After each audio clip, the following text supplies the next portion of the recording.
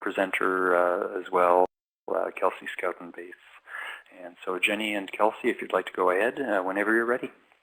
Great. Thank you so much, Mike. So welcome, everyone, to our first webinar in our course, Fundraising for Collections Care. As Mike said, I'm Jenny Arena with Heritage Preservation. We're so happy so many of you made it out today. At the moment, it looks like we have about 245 people who have logged in, so that's really fantastic. And as you can see from the chat, everyone is coming from everywhere. Feel free to continue saying hello in this chat box. As Mike said, it'll be an open chat today, so we won't be moderated. So feel free to keep questions coming in this chat box, and we'll keep an eye on it to make sure we get answers to you. So as many of you probably already know, this is just one course in our series, Caring for Yesterday's Treasures Today. 5 courses have already been held earlier this year. If you missed those courses or you're just simply interested in going back through the material, everything is archived on the online community, from webinar recordings to resource links, so make sure to check that out. It's a really fantastic resource. We are incredibly grateful to the Institute of Museum and Library Services for making these courses available. This series has been made possible by a Laura Bush 21st Century Librarian Grant from IMLS, and we're also very fortunate to have Learning Times and Mike on board for this project for both website and webinar support. So I'm going to try to quickly go through some logistics of the course, and I promise in the future my intro will be much shorter. So as you know, today is just part 1 of this 5-part course. And then after today, our next webinar will be this Wednesday, the same time and same place. Like our other courses, you're definitely able to earn a certificate of completion and also that digital credential for participating. And there, to do so, we just ask a few things from you. The first, and Mike is saying I need to speak up, so I will do my best. The first is we ask that you've registered. The registration page looked like this, so hopefully that looks familiar to you. If this page doesn't look familiar to you or you didn't receive an email reminder on Thursday, go ahead and shoot us an email. There might have been an issue, so just let us know. But the registration page is really our only way to track participation. So we want to make sure you're all signed up. We also ask that you watch all 5 of our webinars. We understand that is not always possible to do live, although we love having you all signed in today. We do ask that you watch the recording if you can't come to the live event. We will send an email to all our registered participants after each live webinar with a link to that day's recording, so you can definitely keep up that way. The emails will come from Heritage Preservation, so make sure we're not being thrown into your spam filter. And if you're not receiving these emails, let us know so we can figure that out. And the final requirement is to complete all 5 homework assignments. At the end of each webinar, we'll post a link to that day's homework assignment. We'll also email you that link, and the link can also be found on the course homepage. I will just note that these aren't graded assignments, so please don't stress about them. Our intent was to just get you thinking critically about the topic, so simply do your best. And then you don't have to work towards the certificate, but if you are interested, everything is due by Monday, October 14th, so all those homework assignments. If you are a certified archivist, this course is eligible for 5 continuing education credits, and more information can be found on their website. So the course homepage on the online community is where you'll find everything that you need for this course. Our instructors have compiled and are still compiling some really great resources and recommended reading. You'll also find a PDF handout of the PowerPoint for each webinar, links to the homework assignment, and a transcript of the closed captioning. And then, of course, as soon as this course has concluded, this is where we'll post all the links to the webinar recordings. But for right now, we're reserving those recordings just to our registered participants. So I do want to invite everyone to join the online community. You definitely do not have to participate in this course, but we have seen a lot of you already sign up. It's a great resource, and becoming a member allows you to interact on that discussion board, so to pose questions, to answer questions. So consider joining. And then, last but not least, if you have questions, please don't hesitate to contact us. You can email us, you can call us. There's also a contact form on the website. So if you forget these emails or phone numbers, you can always find a spot to ask questions on the online community. So that's it. We got through it all, and it will be shorter in the future, I promise. So without further delay, I want to introduce today's instructor, Kelsey Bates. Kelsey is the Director of Development at the Birmingham, Alabama Public Library, which has one of the largest and most notable special collections in the country. Kelsey has been fundraising for museums and libraries for 15 years and has built a wide range of experience in institutions across the country. She also has experience from the other side of fundraising while administrating the Conservation Assessment Program grant for heritage preservation. And Kelsey will also be joining us again on our third webinar in this course, so you'll have a chance to see her again. So Kelsey, I'm going to go ahead and pull up your PowerPoint. So you should see it there. And everyone, feel free to continue asking questions in the chat. We'll keep an eye on that. Just keep in mind that there will be a recording of this webinar, so everything you say will live on. So if it's something you don't want everyone to see, make sure not to post it. And we do have some comments. Some people do find the chat distracting, and there is one very low-tech solution, and it's to just cover that chat box with a piece of paper and some tape. But feel free to keep asking questions. Let us know if you have any problems with sound. And Kelsey, I'm going to go ahead and hand things over to you. Okay, thank you so much, Jenny, and thank you everyone for joining me today. It looks like we've got over 300 people right now listening in from all around the world, so that's really great. As Jenny said, today we're going to talk about the basics of fundraising. And I imagine as this webinar goes on, or this series of webinars goes on, we'll get more and more detailed and more narrow in what we talk about.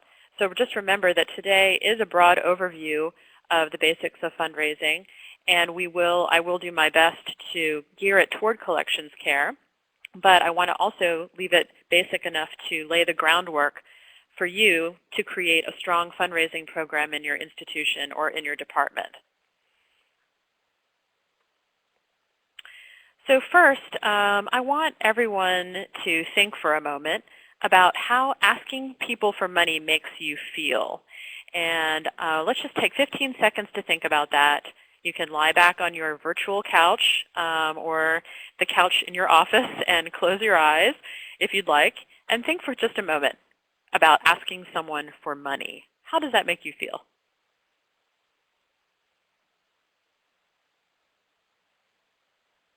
Okay, so I want to take a quick survey, and I'd like you to choose the one that most closely matches what you're thinking. How does asking people for money make you feel?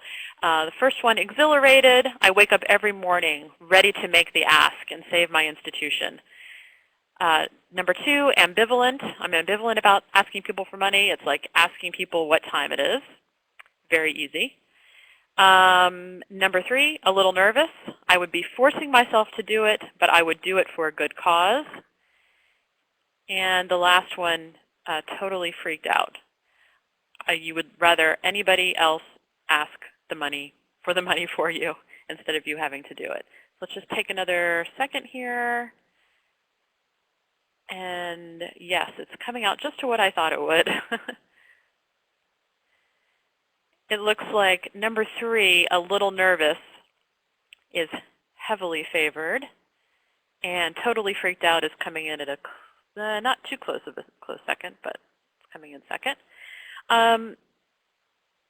Okay, I think most of us probably fall in between C and D. And I will be totally honest with you, I do this for a living, and I fall in between C and D. Asking for money does make me a little nervous. And I don't know, maybe it should. But I have some really good news for you all today, and that is that asking for money is only a small part of fundraising. there's my quiz. I'm going to move on here to the next one. Okay. In fact, I really hate the term fundraising. And so I'm going to try not to even use it anymore during this webinar. I'm going to try to use the term either development, or I might also, whoops, I've gone too far. Let's see. Development, advancement, or even philanthropy. I think these terms speak to a broader type of activity that is more than simply asking people for money. What I'm hoping to do during this webinar, in part, is to change your preconceived notions of fundraising. Okay, I promise that's the last time I'm going to use that word, or I'm going to try. I want you to think of this process as something much less scary. Think of it not as asking for money, but as building relationships with potential supporters.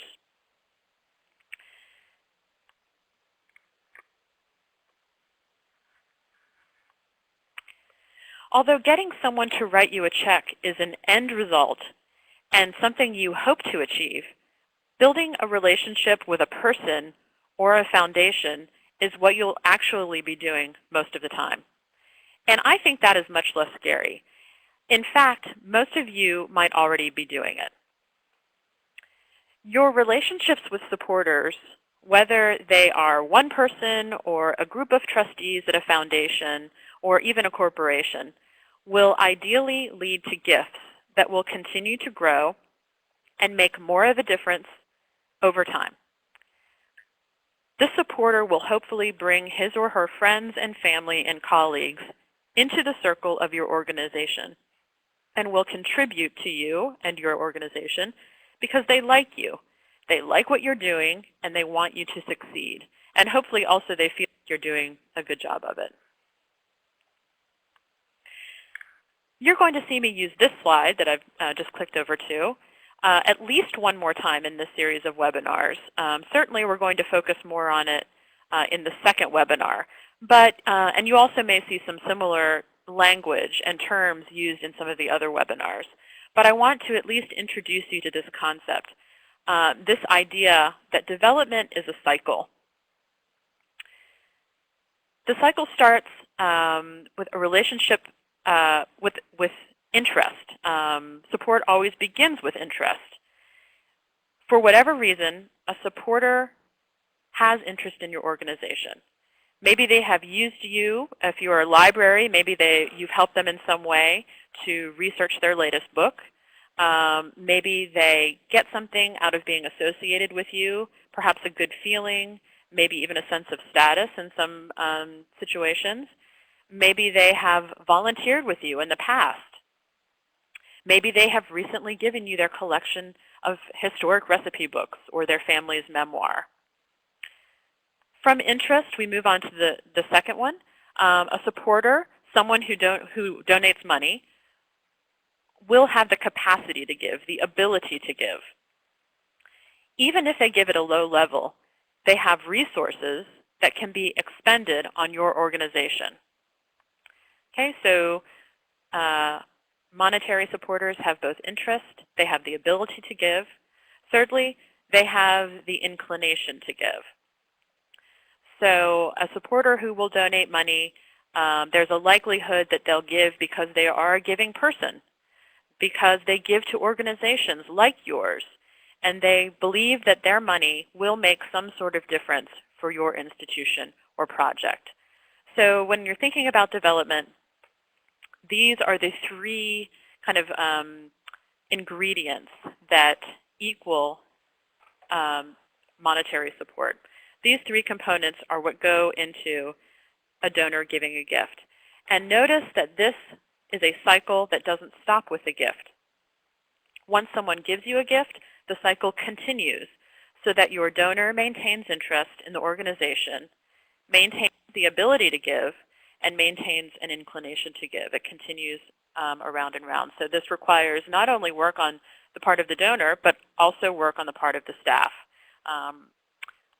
So remember this, and I'm sure we'll come back to it.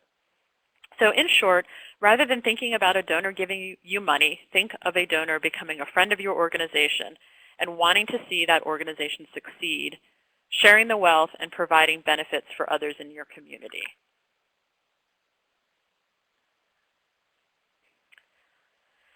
Before we delve into some different types of development tools to help you give your supporters a variety of ways to give, I want to give you all a few broad concepts to remember as you move forward with development.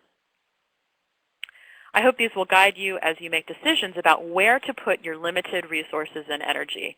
And I'm sure that most of you will say that your resources and energy in your institutions are limited.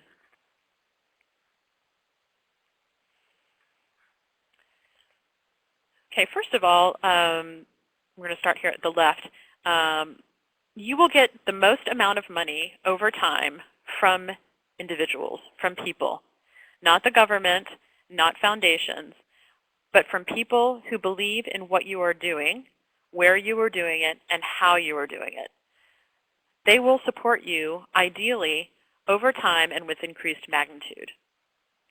You're looking for loyal people who have worked you into their annual giving routine, and you must keep them connected to your organization somehow. On average, for most institutions, 80% of contributed donations come from individuals. 80%.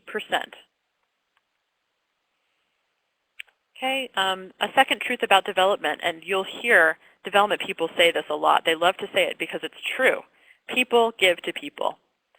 I am more likely to give to my local radio station, my local public radio station, because my friend just became the news director there, and she has asked me to contribute.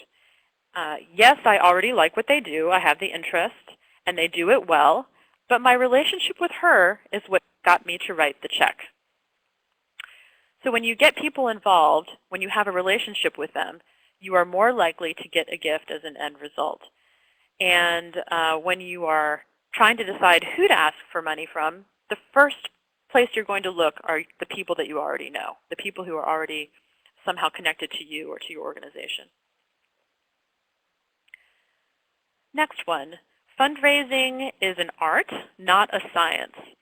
And you must be willing to try things and see how they work. They may not work well at all. You may have to try something and it fails miserably. If it does, you have learned something about your constituency, your institution, and you can move on to something else. You can change or refine your approach. I have tried things at one institution that did not work at all in another.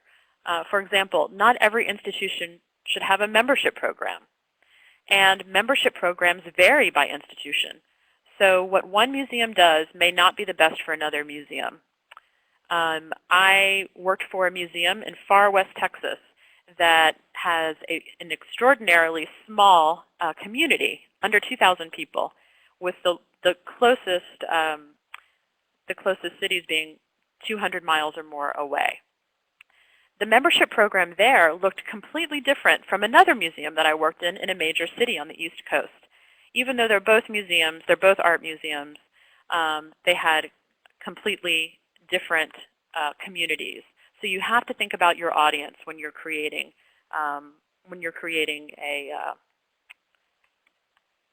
program, a development program. And you have to go with the flow. I mean, you have to do what feels right, and if it doesn't work, try something else.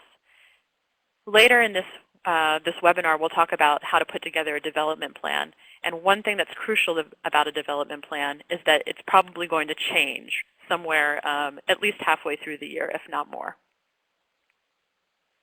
So be flexible. And probably the trick here is also convincing your administration or your board to be flexible. And that can be the hardest thing. But development plans should not be set in stone. Number 4, the actual part where you're asked for money, where you sit down and ask someone to give you a donation, that will be the thing that you spend the least amount of time on. Planning, research, and cultivation are going to be the most time-intensive and important activities you can engage in with development. You are developing your supporters. You're asking them for money. The part where you're asking them for money is a very small activity in terms of energy and time spent. As a general rule, 80%, again, yes, 80% is the key here, of your development activity should be in the research and cultivation side, not in the asking side. Okay, number 5, always have a development plan. Always have a development goal. And really through the rest of this webinar, that's what we're going to focus on is the planning. So more on that soon. Before I move on, are there any questions so far? We don't have any yet. We do have a lot of comments from folks who say that they are objects, people, not people. They are more comfortable around objects than people. Do you have any suggestions for folks like that? I would think translating your passion for objects is one great way to bridge that gap. Yes, and I think later when we get to staffing, we'll talk a little bit more about what if you don't have the type of skills that you that someone who's actually doing the asking should have, because I don't think that everyone on staff should be responsible for development. I think that it requires a set of skills that might be different from people, from other people in your organization. So finding either finding the person to help you with that or to help to train you to do that is key. But well, we'll get into that more later. I hope that the question will be answered by the end. Yep, and feel free to keep asking. Yeah. Okay, well then with that, let's go on to the next one here.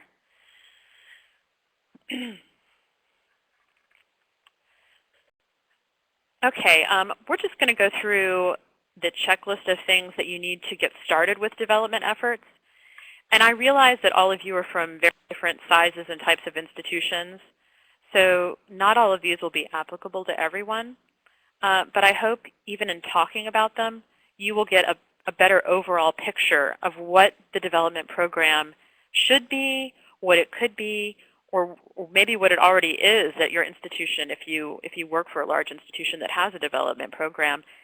Even if you're not working directly with development, it's good to know how it works at all levels, I think. Okay, so I'm going to go over 3 activities that will help you get started.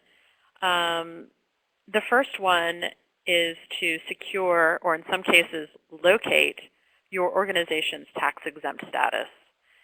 The second one is to create or evaluate goals for your institution or your department. And the third one is to think about staffing. And hopefully we can talk a little bit more about the question that was just asked in that section. Okay, so first,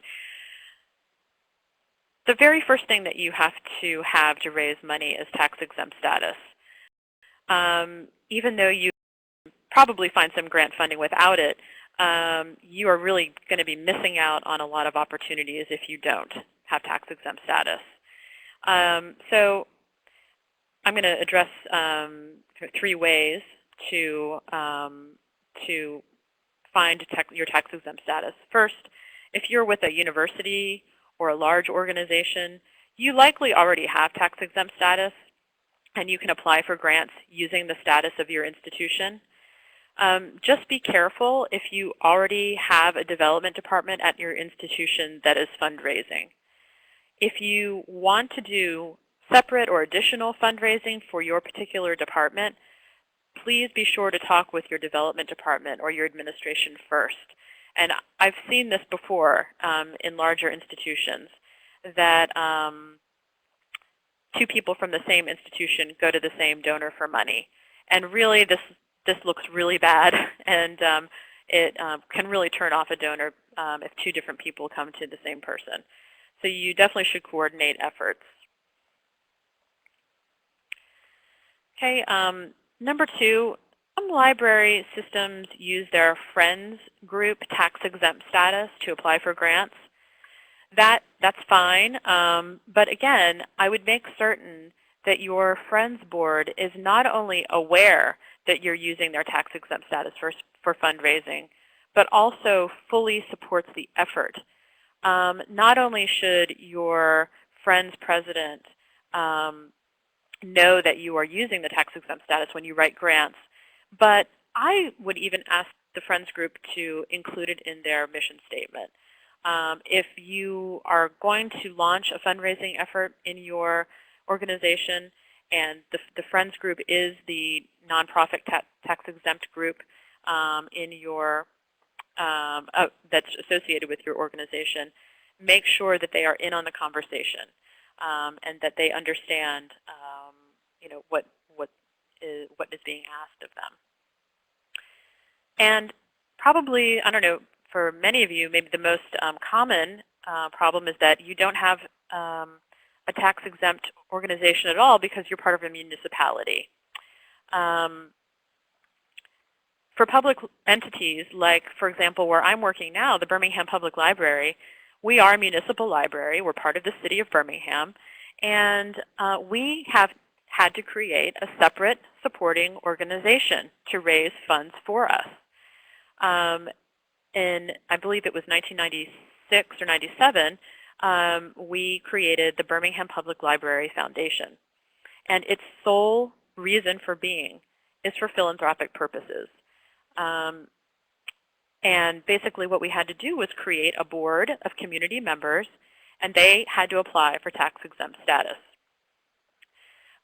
When we do fundraising here, we're very clear that it's our foundation that is asking for money, but we're also very clear that that money goes to the library. It goes to support library efforts.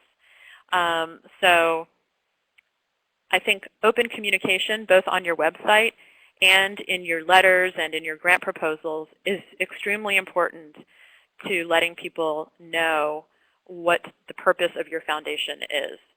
And it's very common for large public library systems and public museums to have a nonprofit fundraising arm. And so it's very common, and if you do a quick search of, for example, of libraries in some of the larger cities, you will find that most of them have some sort of foundation. So I'm not going to go into too many details about how to get your tax-exempt status here, because I think probably the majority of you already work for an institution that has some kind of tax-exempt status. But on the resources list that you'll get at the end of this webinar, I've added the IRS webpage that lists all of the things you need to do to get your tax-exempt status. And it is the IRS. You do have, I mean, there is some work involved, but it's not, it's something that can be accomplished. And basically, you will have to form a board, you'll have to have a mission statement, and you'll have to meet regularly. Okay.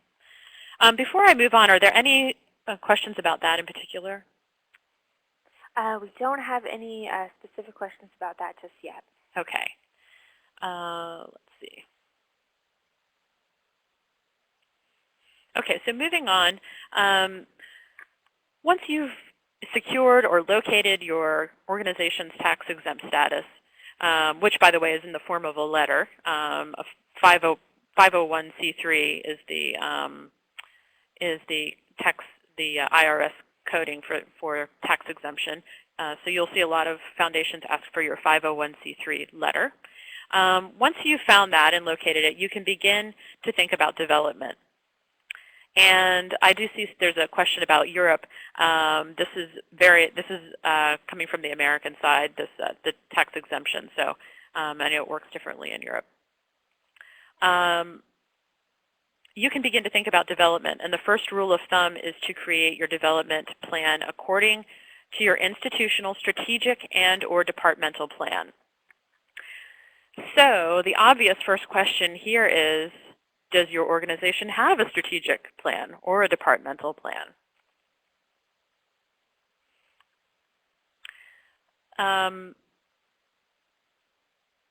I want to talk about several types of plans. First, strategic plans, and then departmental plans, because planning really starts at the top. It starts with your institution.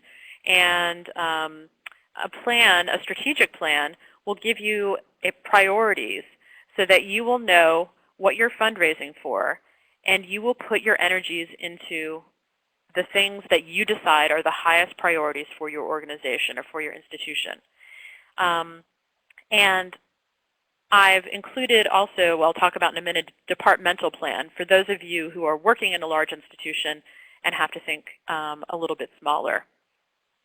But let me give you a quick hypothetical situation that I'm sure many of you probably have experienced something like this before. Let's say you're the sole fundraiser at your institution, and you probably have 3 other hats to wear as well if you're anything like most small cultural organizations. And let's say your staff, your small staff of 4, is sitting in your office, and your archivist says, we need to raise money for an exhibition of our Depression-era prints for the fall. It's important that we know, we let people know about our collection, and we put it on display once in a while.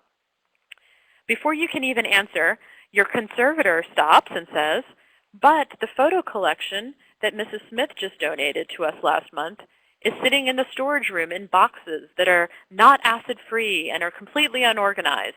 If we don't raise money for someone to process that collection and get it out of the closet soon, we'll lose it. So already there's tension in the room when the director of your little museum says, we need to buy a large book scanner. We have these large books that are just sitting in our closet, and we need to scan them and put them on the internet. So let's fundraise for that first. So what do you do?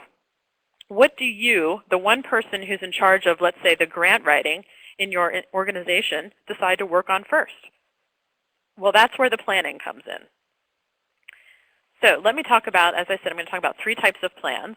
The first one is the organizational strategic plan. A strategic plan will help you and your board set your organizational priorities so that you know what your broad activities will be focused around.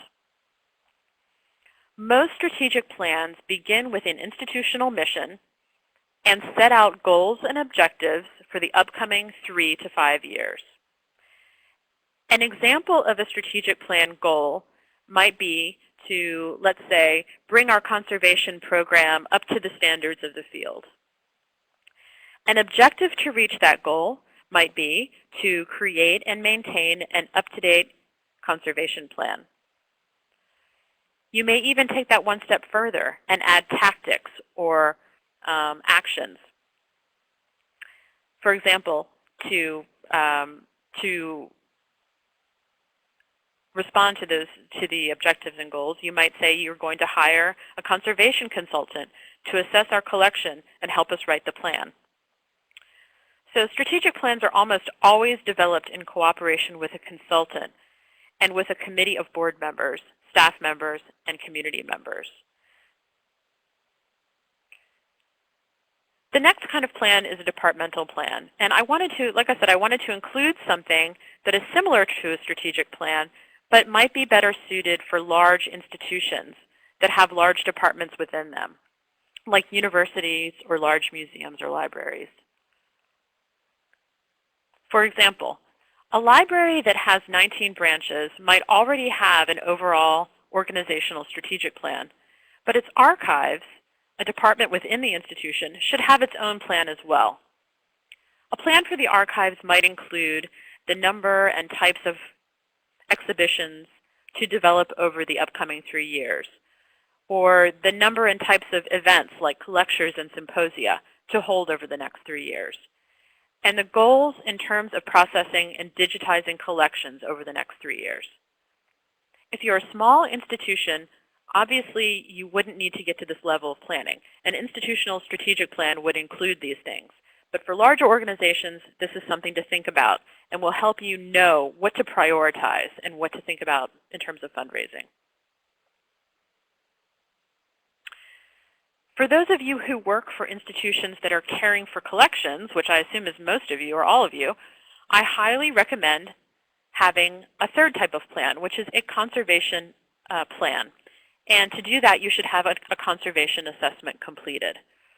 I've included in your resources list a grant opportunity from Heritage Preservation called the Conservation Assessment Program. This is an easy grant to write, which is great if you've never written one before. And the money that you get from it pays for a conservation expert to look at your collection and create priorities for conservation activities.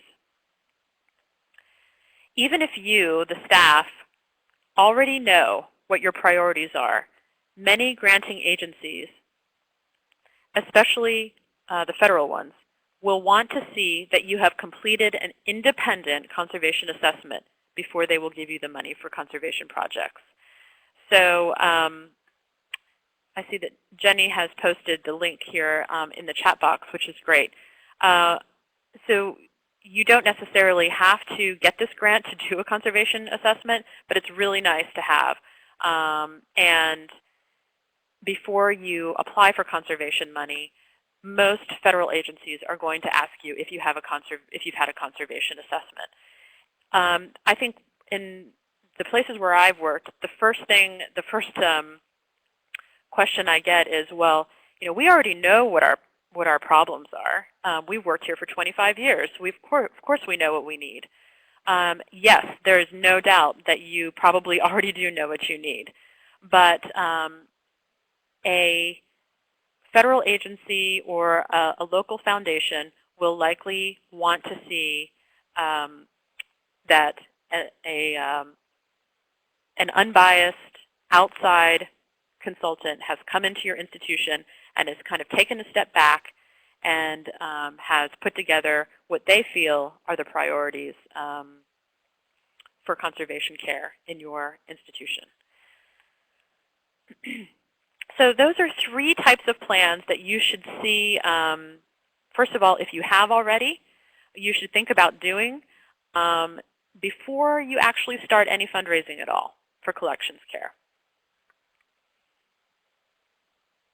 Any questions about any of these 3? So we did actually have some questions about the tax-exempt status. Okay. If you don't mind, let's see. We have Sarah in Illinois who is asking, with the IRS tax-exempt status, would you also pursue state tax-exempt status? Oh, that's a good question. I've honestly, you can pursue state tax-exempt status, and I guess I'm trying to think of an example of any time I've ever really needed it. And I can think of one time when I used the state tax-exempt status for, I believe it was a state grant. But I don't think it's necessary. I've never had any other time when I've really needed it.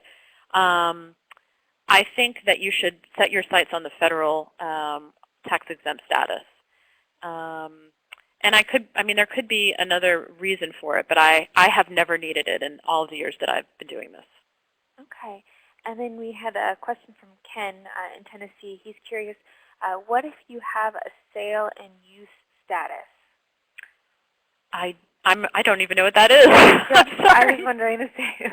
I'm afraid I don't know what that is. So I probably have never used it. Well, Ken, feel free to put in more information about that, and we'll see if we can get you an answer. We had a question about just a broad overview. Would this information and this strategy for fundraising also work for archaeological digs?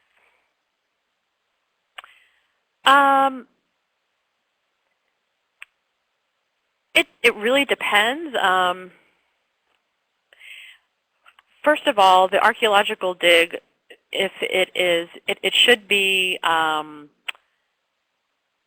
sponsored by a nonprofit organization. You will have difficulty getting grant funding for something that is not sponsored by a nonprofit organization that has a 501c3 status. So if you have a sponsor, an organization that's sponsoring you, then I could see some possibilities for getting grant funding or other types of funding to support an archaeological dig. Yes. Okay. I hope that answers the question. And then Kelly weighed in. She says she thinks Ken's talking about a status to exempt organizations from paying sales tax on purchases. That does go hand in hand with tax exempt, right?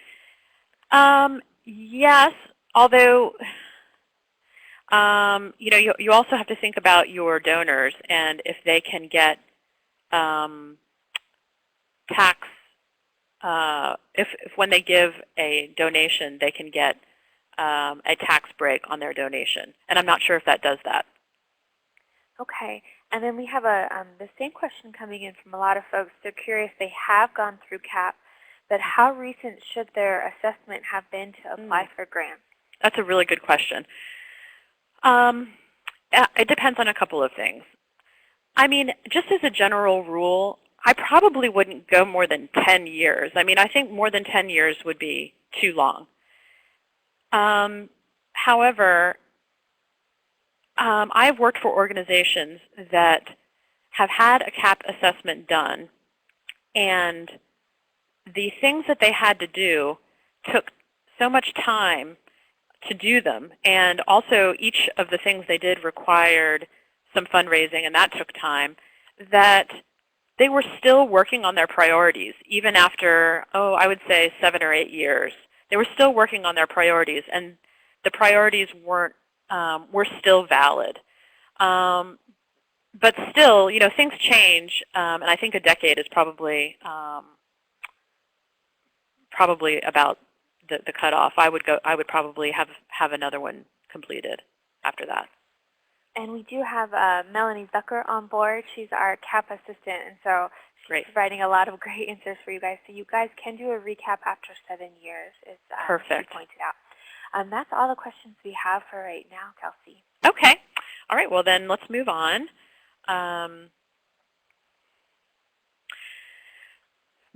Before we get into setting goals for development, I just want you all to remember that all of this takes a lot of time. Obviously, when I say a decade is about, you can still probably use an assessment that's a decade old. Fundraising does take time, and something that you, your staff, and your board need to be aware of is that development is a process. It takes years. Sometimes it takes years. And no one at your institution should expect you to start making money immediately. So just remember that. So let's say you've gone through the process of setting your strategic or departmental goals. You know what you want to do, you have your priorities, and you have your timeline. Let's look at an example of a 3-year departmental plan for an archives for the calendar years 2014 through 2016. I think 3 years, if you're going to put together a plan, either a strategic plan or departmental plan, 5 years or 3 years is a really good time period. It's not so long that you feel like you have to completely redo, or it's completely obsolete by year 4. And it kind of forces you to sit down and look at it again, because things change really fast. With that said, I'm going to let you all look at the Birmingham Public Library's strategic plan, and it's actually longer than 3 years. So, it really is up to your administration and your board, but 3 to 5 years is a good time period. Okay, so here are the 3 goals you've decided to accomplish in that time. You want to process a newly acquired historic photo collection. You want to plan an exhibition of Depression-era works on paper. And you want to purchase a planetary scanner or book scanner. These are the 3 top priorities that you have decided you want to do, let's say in your archives for the next 3 years. Here's how your development plan will respond directly to your departmental plan. First, you will need to determine the costs for each project. Take into consideration direct costs like supplies, materials, equipment, consultants, but also take into consideration indirect costs. For example, how much time is this going to take your staff to do? Think of all the staff who are going to work on processing the newly acquired historic photo collection. when you think about the amount of time your staff is going to spend, translate that into dollars.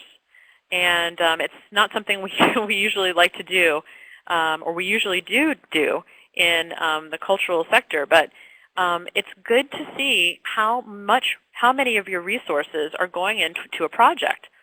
Not only does it help you in planning and also deciding how much time each person is going to spend on something, it also will help you when you are communicating with donors. You will know how much money it really is taking for this project. How much money is your institution contributing through salaries and through time and through maybe equipment and facilities that you already have. Do you have any internal resources that can be put toward the project?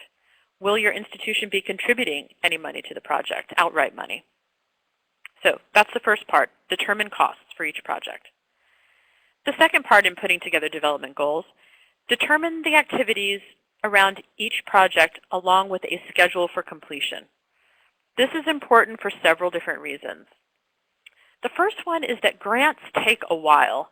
They really do. Some grants might take up to 9 months between the time you apply and the time you hear back. And even if your application, the second thing is, even if your application doesn't take 9 months to review, what if you get turned down? You will need time to go back to another organization or individual for funding. So when you're putting together your development goals, you have to plan backwards far enough that you have time to fundraise, you have time to apply for a grant, etc., before you want to complete the actual project. Number 3, begin planning for a variety of development strategies for funding for each project. It's really tempting to do only grants, and I'm going to talk about that in a minute. It's also tempting to keep going back to the same people over and over and over again, the people who are the most loyal to your organization. But to get more money and to make your institution sustainable, you need to look at a variety of ways to fund something. There's something in development called donor fatigue, and we talk about that, a family that the archives continues to go back to over and over and over and over again. And they always give and they always give. Well, there's 2 problems with that. First of all, eventually they may get tired of it. They may decide that they have other priorities. Second of all, someone in the family, the person who makes most of the gifts, has passed away, and their children are taking over. And so they may have different priorities for funding as well. A couple of years ago with the recession, a lot of nonprofit organizations had a really difficult time because some of their biggest donors that they really relied on came out of the recession in a very bad way and could not give to organizations like they had before. And so a lot of organizations they basically put all their eggs in one basket. And when that basket wasn't there anymore, they really didn't have anywhere else to go. So it's good to kind of invest in a lot of different ways to find money. And we're going to get to that next. Like I said before,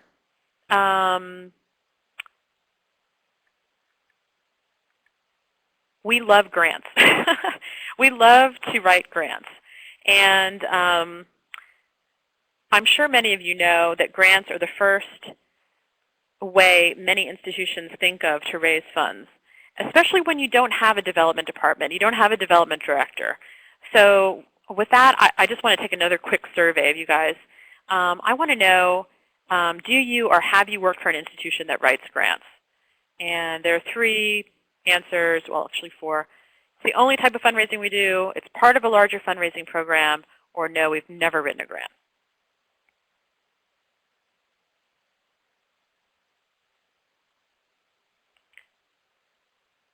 Oh, this is really good. I'm glad to see that a lot of you, it's part of a larger fundraising program. So far, that is the great majority.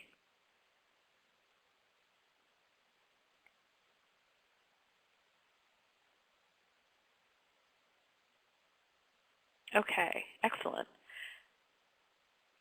Great, thank you. Okay, so this may not apply to everybody, but let me just quickly talk about why grants are great. This is why I think a lot of us really focus, even if it's not the only part of your fundraising strategy, it may be a really, really big part of it.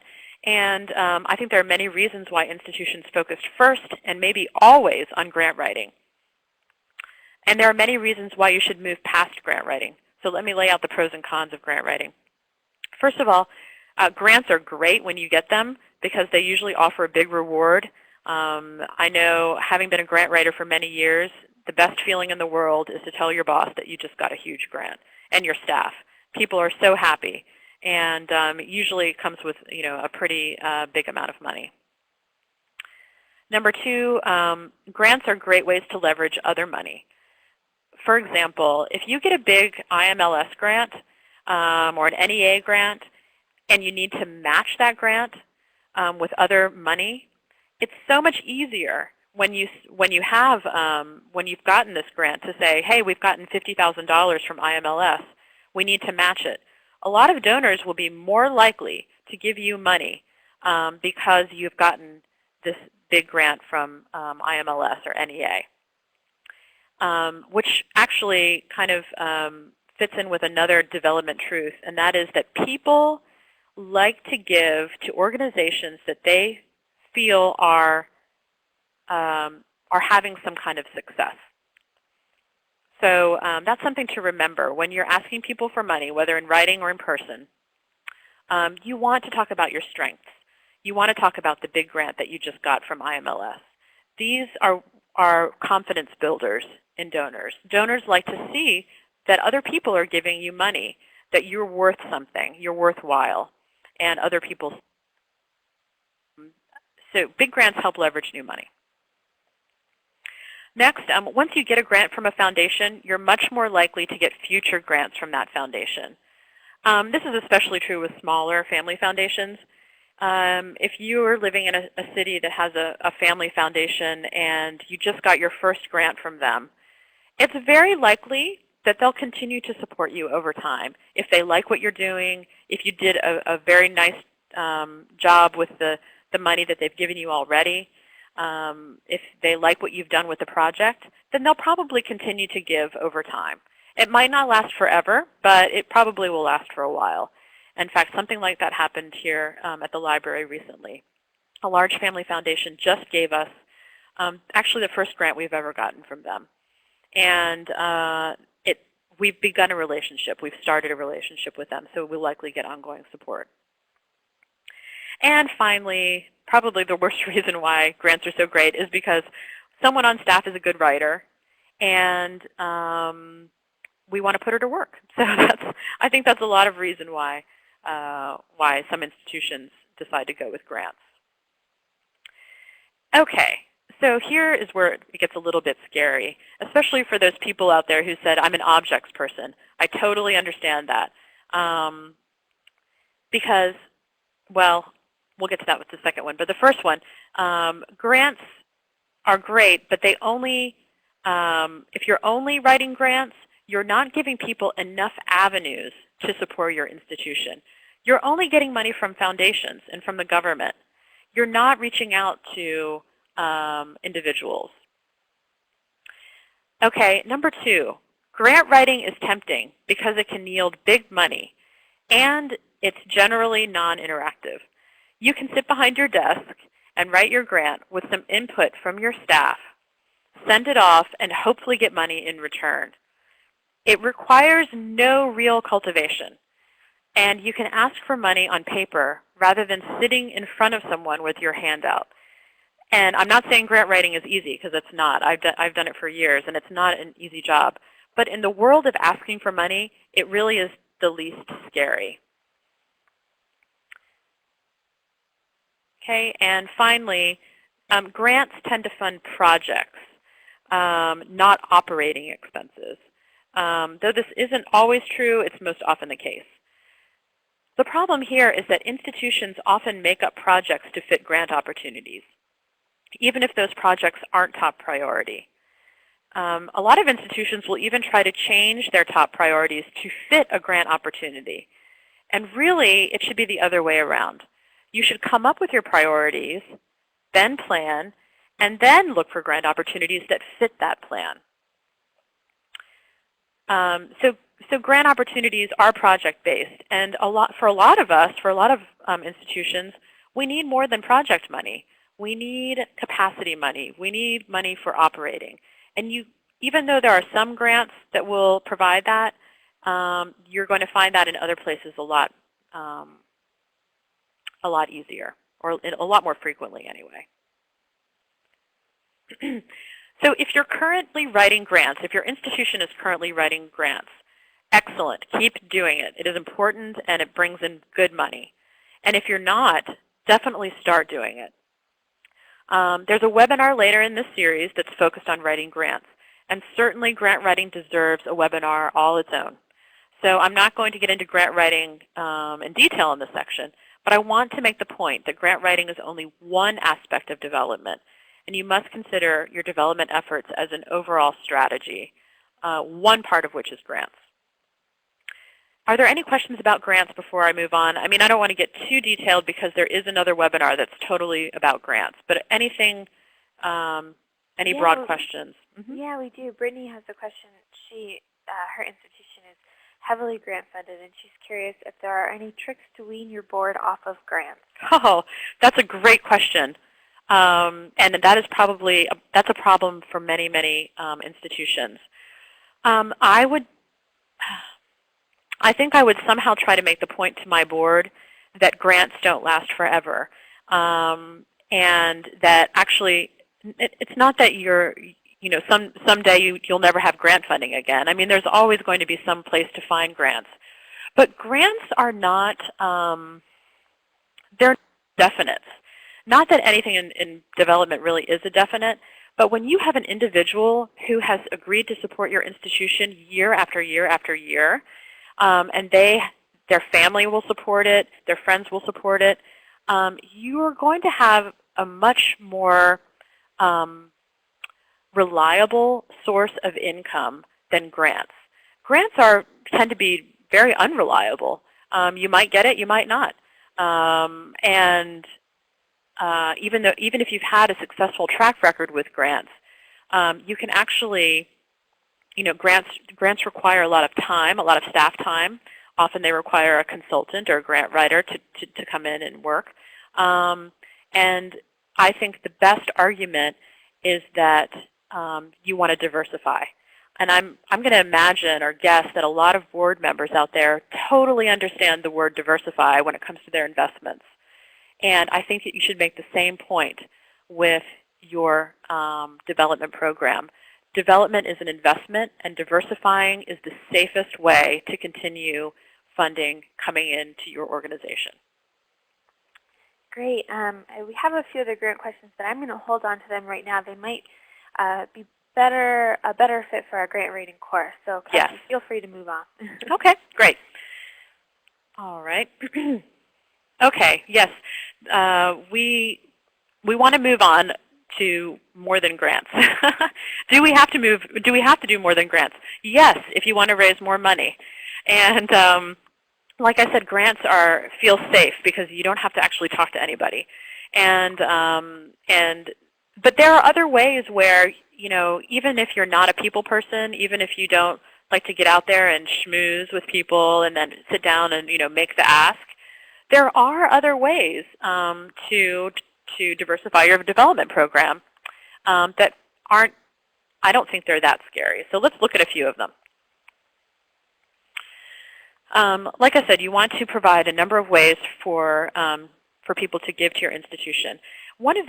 I think the best ways, and actually one of the first ways that you should bring new people, new donors into your institution is through a membership program or some sort of subscription program. That is, people give you money annually, and they get something in return, some kind of benefit. And this can be done at an institutional or a departmental level. Many organizations, especially libraries, have friends groups, but there are a lot of different ways to think about them. If you are a public library, perhaps you have a general friends group, but have you thought about a Friends of the Special Collection? Or rather than starting a whole new group, add on an affinity group for your department so that people can become a friend of the library, but for an extra $10, they can also support the archives and get an archives-related benefit. For example, maybe a behind-the-scenes tour or a poster depicting something from the collection. Membership programs like this are meant to do a couple of things. You're asking people to support you at a fairly low level. Usually membership programs are somewhere between $10 a year and $500 a year. But they're meant to bring in a large group of people. And so even though this isn't big money we're talking about, you're actually building a loyal group of supporters. And over time, you will continue to provide benefits in communication and a feeling of relationship with them. And ideally, they will continue to give. In other words, a membership program gives you a place to start and a group of people to kind of pull from. Development people love to talk about the pipeline and the development pipeline. And it's, I guess, kind of, it sounds a little cold, but if you think about it, you have this large group of members. They're all giving in a small amount, but they're loyal and they're your people. They're the ones who really support you. They have the interest. They have the means or capacity, and they have the inclination to give. And out of those people, you're going to have a few who will give more over time. And that, of course, means that you have to ask them to give. And then they continue to give more and more and more. I mean, of course, this is all in an ideal world, but it does work this way. We'll talk more about the logistics of starting and maintaining a membership program in webinar number 3, which I'm also teaching. It's the Donor and Member Cultivation and Relations webinar. We'll talk really specifically about how to get your members engaged, how to get them giving more over time, and getting more over time out of your organization to make a really, truly reciprocal relationship with them. Like I said, they're your people, so think of it like that. Okay, the second thing, and this is kind of along the same lines, is individual giving. And membership is a type of individual giving, but you hope that your members will eventually give without receiving a benefit in return. They'll give to a project that they really like. They'll give more over time if you ask them. But really, individual giving is one of the most overlooked parts of a development plan because, as I said before, it's the scariest, really. And honestly, it's the most difficult to break into, or it seems that way. How do you get to the point where you're comfortable asking an individual for money? Again, we'll talk more about how-tos in webinar 3, but I will say that most institutions find the majority of their giving comes from individuals.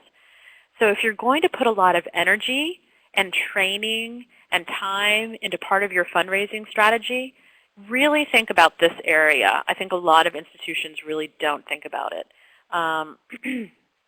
Okay. Next one is foundation and corporate grants, and we've really kind of touched on this, but the main thing you want to remember here is to apply for foundation and corporate foundation grants to find money for your projects that you have already decided to do. Never create a project because you see a grant opportunity that you like, even if it does fit your mission statement. And I keep reiterating this because I've seen it happen over and over again in many very well-seasoned development departments and many well-seasoned administration departments. Number 4, special events. You'll hear a lot of different advice about special events. And it seems like some big organizations can make hundreds of thousands of dollars with big galas. But be careful, because special events can take up a lot of staff time and money. I mean, catering is expensive. So my advice is if you've never done a special event before, start small. And don't think of it as a way to raise a lot of money at first. You may be able to at some point, maybe after years and your members are signing up to be members so that they can come to the special event, because it's a good way to engage and cultivate your members. But think of it more as a PR event, and that's really what a lot of special events are. They provide another way for people to engage with your organization, to engage with your collection, and it allows you to cultivate your members. And I think in kind of a not-so-scary way. You're not sitting down one-on-one with people. You're in a group, and you're just providing a way that they can come be at your organization and be a part of it. Okay, and number 5, the second to last one is earned income. Earned income is selling or renting your institutional or departmental resources. For example, many historic houses have beautiful spaces for weddings or parties. And as long as you're very careful about enforcing restrictions so that your collection stays safe, it's a great idea not only to earn some income, but it's also yet another opportunity for people to connect with your collection and your site. Here at the library, we often allow camera crews, again with very restricted and monitored access, to film in our 1927 historic building for movies and television commercials. You might also have prints or photographs in your collection that you may want to use to create posters or postcards or tote bags. Again, there will be more ideas throughout this webinar series, but I wanted you to get the idea of how earned income can be a part of your development plan.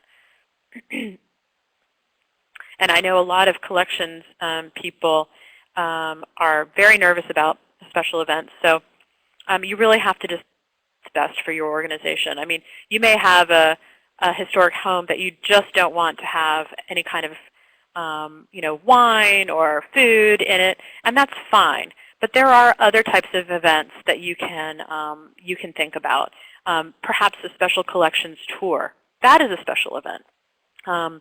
And where you may only have 10 people at a time or something like that. Just know that there are a number of ways to do an event. Okay, and the last one here is planned giving. Planned giving is one of the best ways to find support for a special collection because people often have very strong connections to either a collection that they or their family donated and they want to protect after they're gone, or an item in your collection that is close to them in some way and they want to protect in the future. Excuse me, I have to take a drink of water here.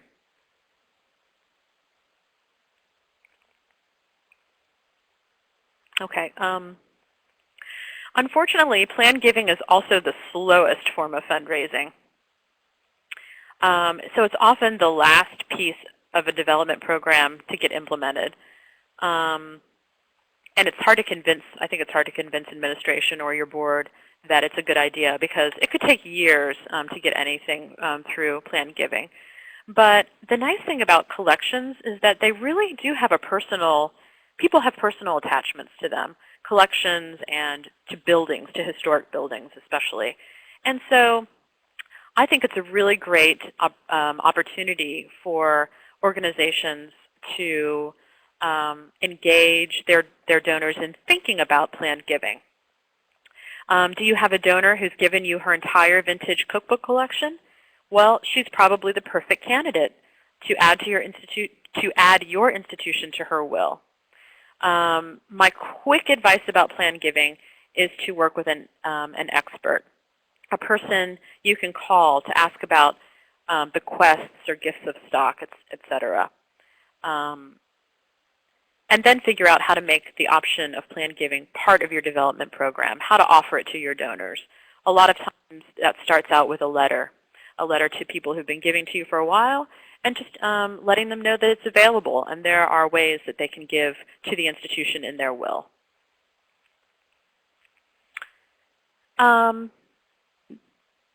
Before I ask for questions, let me just ask, I just wanted to take another quick survey here and find out if any of you are doing any of these things already and kind of what the percentages are.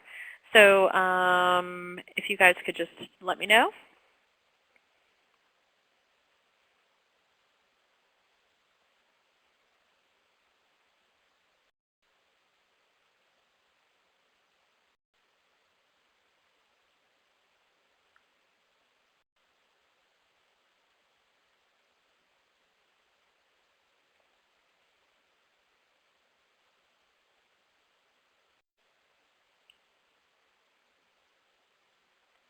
Excellent. I'm glad to see that so many of you are engaging in some kind of individual giving. That's great.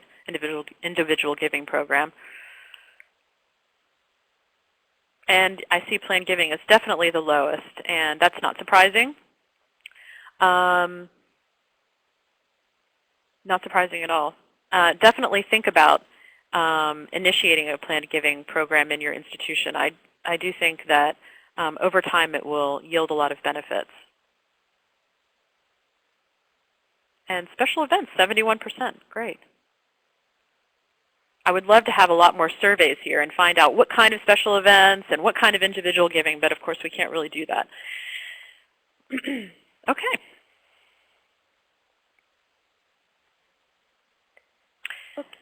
Yeah, any questions? Yeah. Yeah, we do have quite a few questions, and okay. Some of them I will hold on to because I think we'll address them in other yes. webinars. Marcia has a question. Does planned giving include charitable estate planning? Yes, it does. You know, a lot of planned giving is so above and beyond even what a lot of development, especially if you're a small development department, if your institution has a small development department, a lot of planned giving is so legal. There's a lot of legal stuff involved. And so, for example, we have someone who we call our planned giving program here is just getting started. We haven't had one before. But instead of becoming an expert myself, I am going to rely on someone who handles these kinds of legalities and provide for my donors my personal number so that they can call me. I mean, planned giving is a very personal gift. And it's something that people, I think it's hard to talk about because it means that someone has passed away in a lot of, not in every situation, but if you're looking at putting something in your will.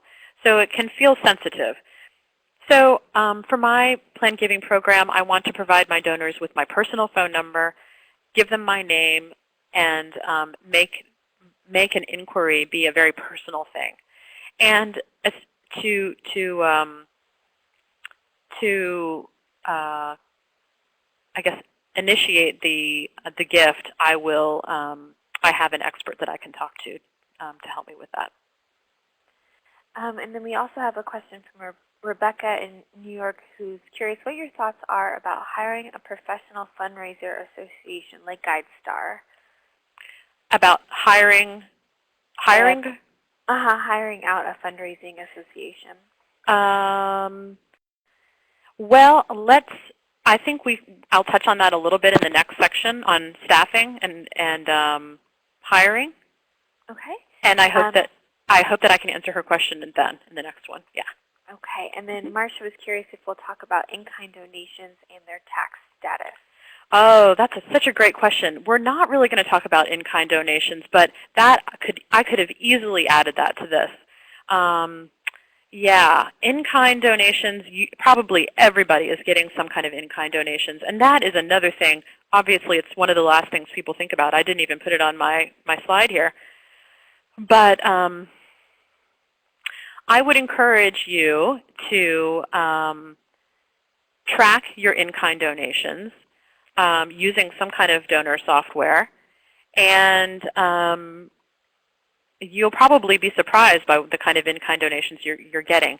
But you should definitely, when you get a gift, and for those of you who don't know what an in-kind donation is, that's basically a gift of goods or services, not money.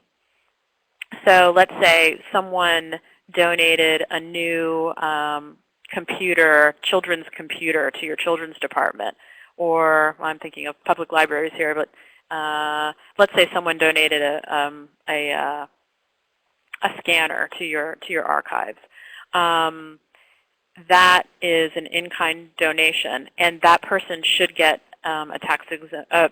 should get a tax letter, a letter that says that what they donated is tax deductible. So, and they would provide the amount to their accountant or to the IRS of how much that would be. Thank you, Kelsey. We have about 15 minutes left, so I'm going to let you get back to the slides. Sounds good. Okay. All right, so finally, we're going to get to staffing. A few of you had questions about this. This is such a hard thing to talk about when I'm talking to a variety of so many different sizes of organizations that have different resources. So I'm going to kind of break it down into 3 possibilities, and by all means, these aren't the only 3, but I think that all 3 hopefully will you can pull from them what you need. First of all, I want you all to know that if you do have a foundation or a friends group, or even just your regular board, that whoever is in charge of philanthropy for your institution, just because that's the group's mission does not mean that they know how to raise money. It only means that they are willing to be used, their knowledge, their connections, and their financial resources to meet the end goals of the organization. And likely your boards are very busy people, and they don't have time to sit down and figure it out, but they have offered themselves to be led. And so somebody on your staff has to be in charge of them. You have to have a liaison, whether it's the director, and depending on the size of your institution, the director, the development director, or some sort of liaison who can tell your board what to do and how you need their help. And that's even a whole other webinar we could probably do, is how to utilize your board for fundraising. I can't tell you how many times I've heard, well, my board won't do this and my board won't do that. Well, you have to tell your board what to do. They may not know. They've been in other businesses their whole lives, and they're not fundraisers.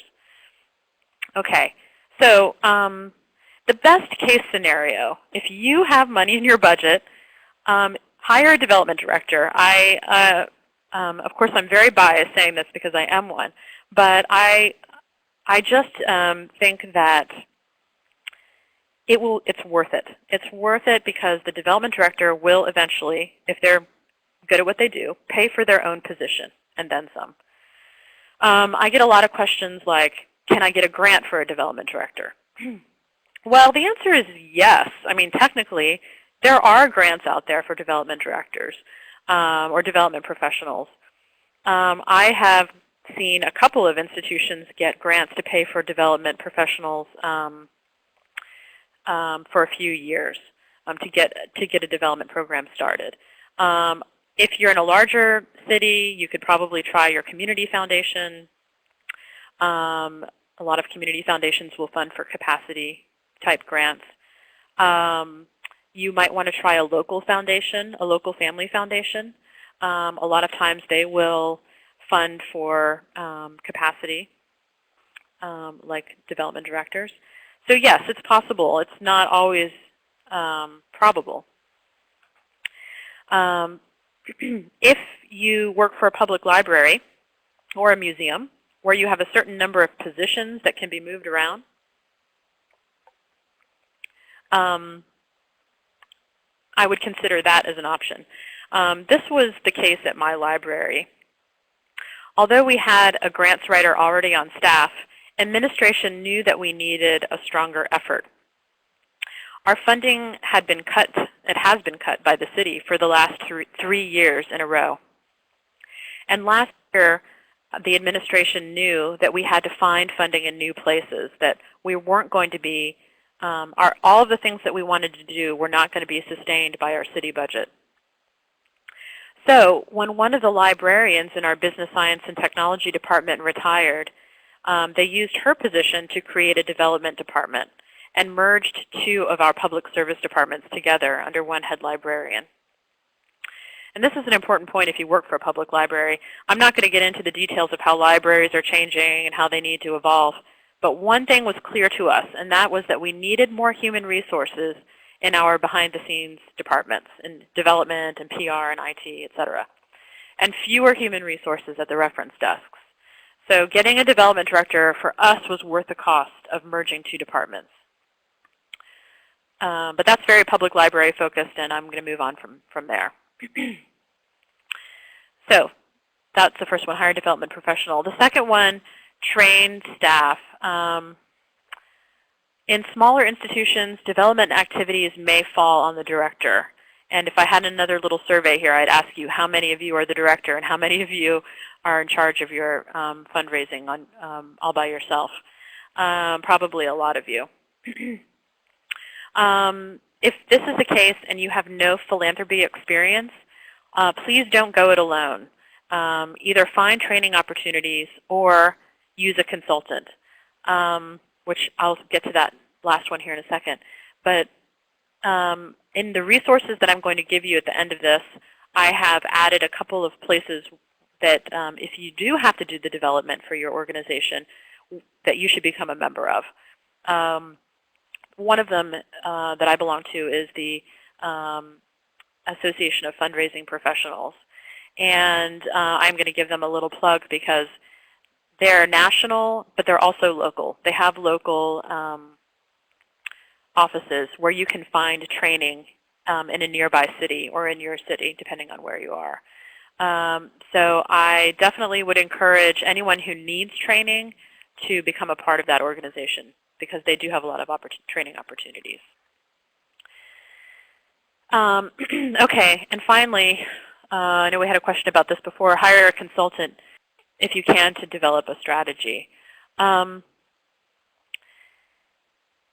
If you don't have a development program, or if you have one that you don't feel really meets the needs of the organization, I would hire a consultant to do that first, to create a plan first. As I've been saying in this webinar already, planning really, I think, is the most important groundwork that you can lay.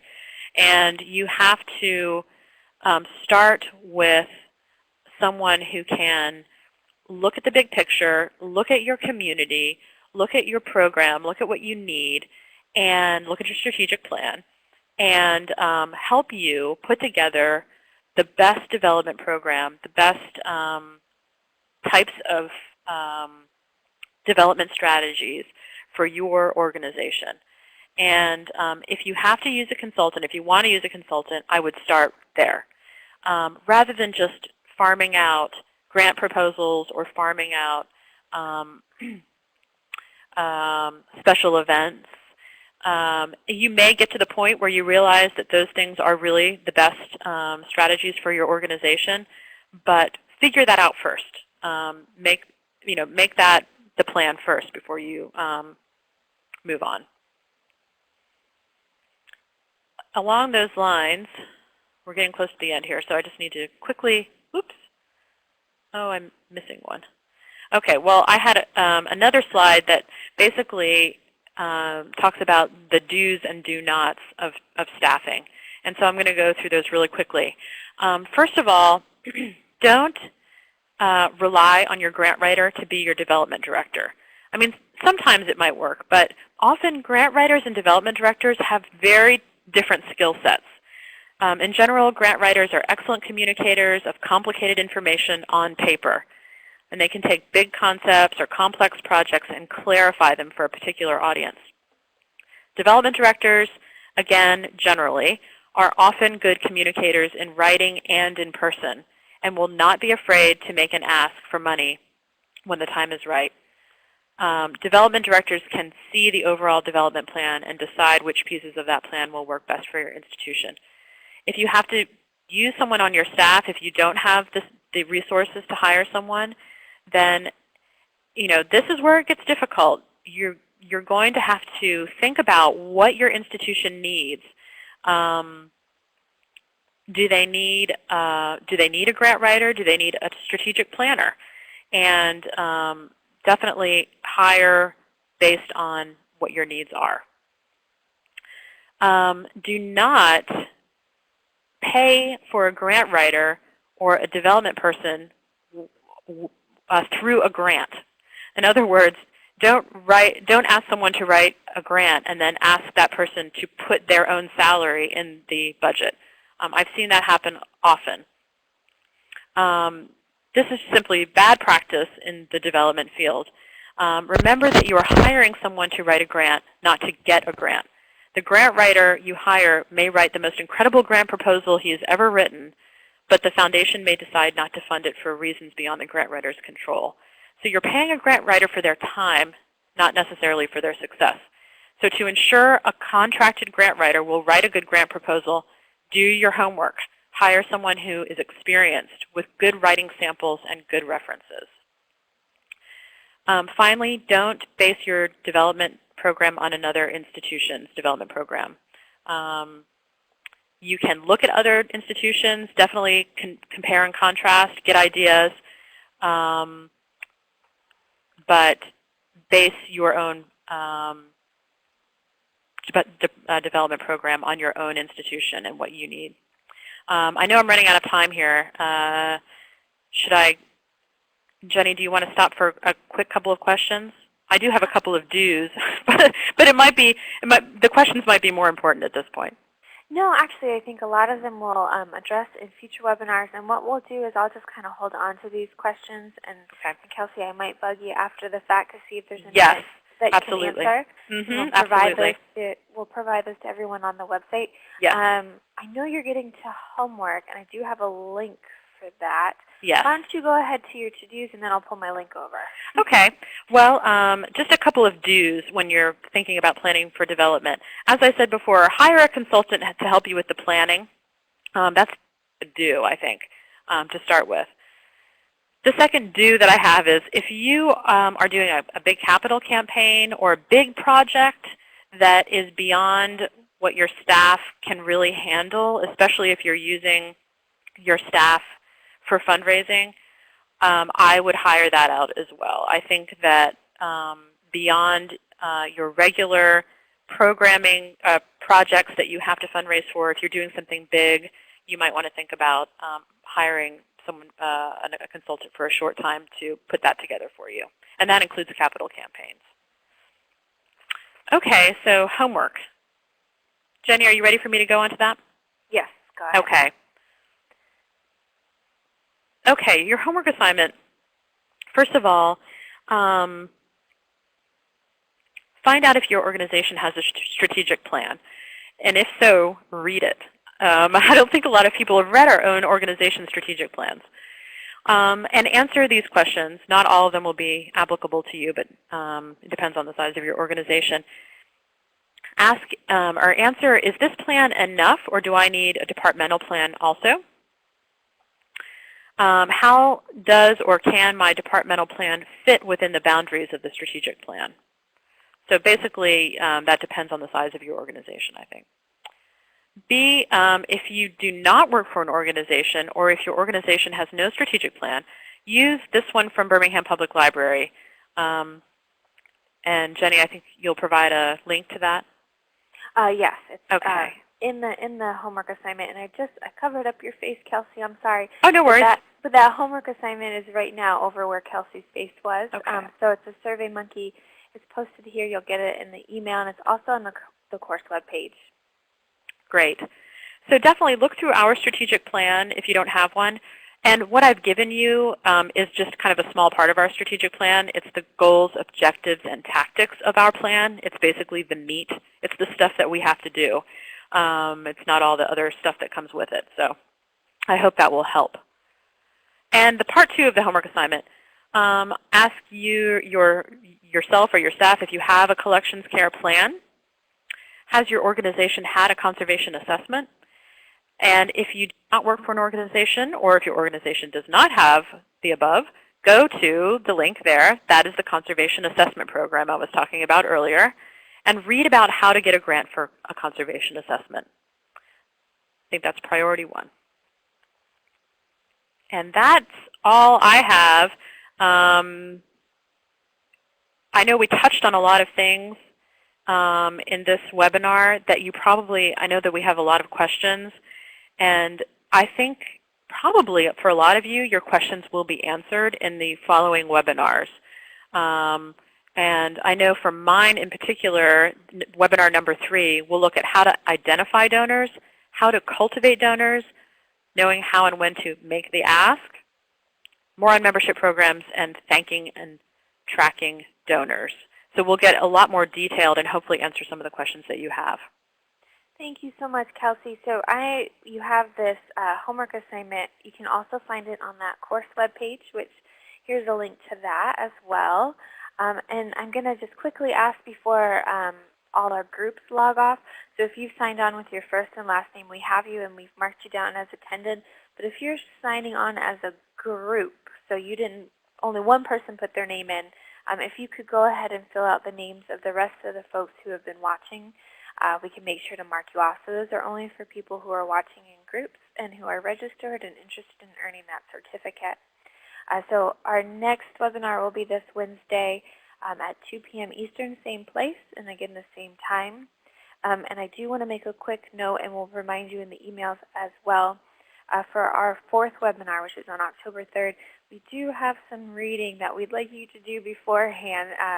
That webinar will be about grant writing, and we have 3 grant materials we'd like you to read beforehand, since we'll be going through them in a lot of detail. Kelsey, thank you so much, and thank you everyone for joining us. Please email us if you have questions, and have a great afternoon. Thanks, Jenny.